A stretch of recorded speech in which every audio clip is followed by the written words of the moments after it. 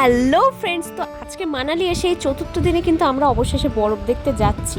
আর এইটাই আমাদের কিন্তু মেন ডেস্টিনেশন। তো চলো, এখানে তোমরা দেখতেই পেরে আগে যে কতগুলো জামা কাপড় শুকোতে দেওয়া ছিল, ওখান থেকে অনেকে জামা কাপড় নিয়ে বরফের ওখানে যেতে পারে।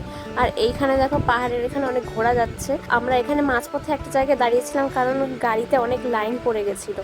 তো দেখো এই জায়গাটা কতটা সুন্দর। এখন যেহেতু গরমকাল সেই জন্য বরফ অনেকটাই গলে গেছে।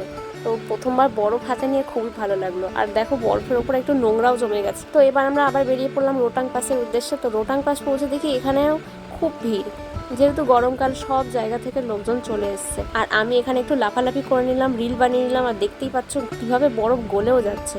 এত রোদ, তো বরফ তো গলেই যাবে। পাহাড়ে এত গরম এই প্রথমবারই জানলাম।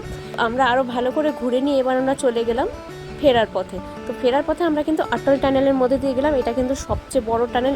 দেখা হবে নেক্সট মিনি ব্লগে, ততক্ষণ সাবস্ক্রাইব করে দিও।